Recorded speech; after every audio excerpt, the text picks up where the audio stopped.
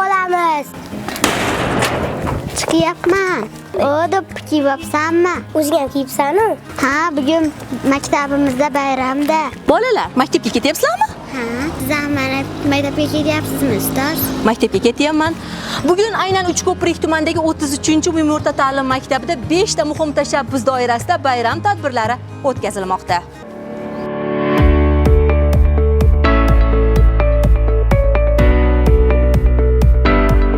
Milliy libos kiygancha maktabga shoshgan jajji o'quvchilar ta'lim maskani kirish qismiga qaldirg'och misoli terildi. Maktab hovlisida esa qo'lida davlat bayrog'ini tutgan yo'lboshchi va uning ortidagi 500 nafardan ziyod o'quvchilar start berilishiga shay. Salomatlik sari birlashamiz yugurish marafoni aynan Uchko'prik tumanidagi 33-maktabda tashkillangan seminarning ilk dasturi bo'ldi.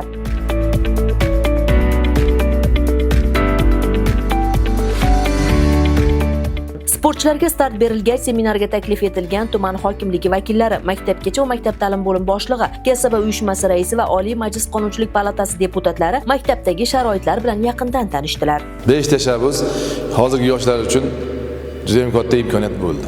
Aynan bizning maktabimizda 750 nafar o'quvchi bo'lib, ularning barchasi 5 tashabbus bo'yicha tashkil etilgan. 67 ta to'garaklarga to'liq jalb etilgan. To'garaklarimiz asosan hunarmandchilik, sport, qolaversa shu fan olimpiadalariga moslashgan to'garaklarimiz bo'lib, bularning barchasi mutaxassislar tomonidan olib boriladi. Mazkur maktabga kirishdanoq o'zgacha kayfiyat ulashuvchi yashillik, gullar, daraxtlar bilan burkangan maskan hovlisi. Bir tomonda maxsus kiyim kiygancha mashg'ulotlarga astoydil kirishgan sportchilar bo'lsa, yana bir tomonda kitob mutolaasidan bahra olayotgan kitobxonlar va barcha o'quvchilar uchun ayni maktabda yaratilgan sharoitlar va qulayliklar mas'ullar tomonidan yuqori baholandi. Mana shu maktab ilk qurilib, birinchi qaldirg'och sifatida 11-sinfni 1992-yilda bitirganmiz. Oliygohni bitirib kelib shu maktabda 27 yil ta'lim sohasida ishladim. Bundan 10 yili mana shu maktabda direktor vazifasi lavozimida ishlagan bo'lsam, har bir kunim, har bir soatim mana shu maktab bilan chambarchas bog'liq bo'lgan. Ayniqsa men maktabga kirib kelganimda bolalarda ko'zidagi mehr menga kuch berar edi. Bugun ana shu mehrni qaytadan his qildim. O'ylab qarasam mana shu mehrni men Orolda yo'qotgan ekanman. Lekin maktabga kirganimda ustozlarni shijoati, o'quvchilarning fikrini tiniqligi, bugungi kun talabiga javob bera oladigan, el yurtimiz uchun xizmat qiladigan, qalbida, ko'ksida vatan nima, ona nima uchun aziz, men nima uchun bu vatanni yaxshi ko'raman, men kim bo'lishim kerak degan savollarga javob beradigan mustaqil fuqarolarni ko'rdim o'quvchilar bilan suhbatlashganda. Seminarning keyingi qismi ijodkor o'quvchilar tomonidan tayyorlangan bayram tadbiriga ulandi. Unda shoir Muhammad Yusuf hayot va ijodiga bag'ishlangan sahna ko'rinishlari namoyish etildi.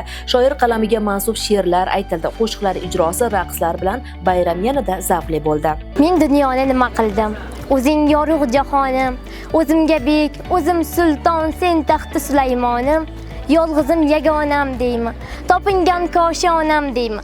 O'zing meni ulug'lardan, ulug'imsan vatanim. Bayram tadbiri davomiyligida yugurish marafoni ishtirokchilari ham birma-bir kutib olinib, unda yuqori o'rinlarni qayd etgan ishtirokchilar hamda turli fan olimpiadalarida munosib o'rinlarni egallagan o'quvchilar maktab ma'muriyati tomonidan munosib rag'batlantirildi. Yugurish mazza bo'ldi. Orqamizga qarasak, odamlar rosa ko'p ekan. Orqamizga qaramasdan oldinga qarab yugurdim. Shuning uchun ham men g'olib bo'ldim. Men ham g'olib bo'ldim. Tadbir o'quvchilar o'rtasidagi bahru bayt, savol-javob kabi qizg'in ta'limiy o'yinlar bilan davom etar ekan, mas'ullar maktabda tashkillangan issiqxona faoliyatini ham yaqindan o'rgandilar. 2025-yilda maktabimizga 4 soat teplisa qilganmiz. Bu yerga 2000 tup bodring ko'chati ekkanmiz. Issiqxonadan tashqari 100 tupdan ortiq bodom ko'chatlarimiz bor, rosa meva ekilgan, teraklarimiz bor, terak qalamchalarimiz bor. Jamoa birdamligi, o'z kasbiga fidoyilik, ta'lim maskaniga bo'lgan mehr, bularning barchasi maktabdagi rivojlanishlar, o'quvchilar erishayotgan yutuqlar va har bir sinf xonalaridagi sharoitlarda to'liq namoyon. Eng asosiysi ayni maktab o'quvchilarga bir vaqtning o'zida sifatli ta'lim, mustahkam hunar o'rgatish bilan bir qatorda ularni ona vatanga bo'lgan mehr muhabbatlarini oshirish va chinakam vatanparvar insonlar etib tarbiyalashga ham alohida e'tibor qaratgan. Feruza Jumaboyeva, Furqat Mullayev, Vaqt informatsion dasturi uchun.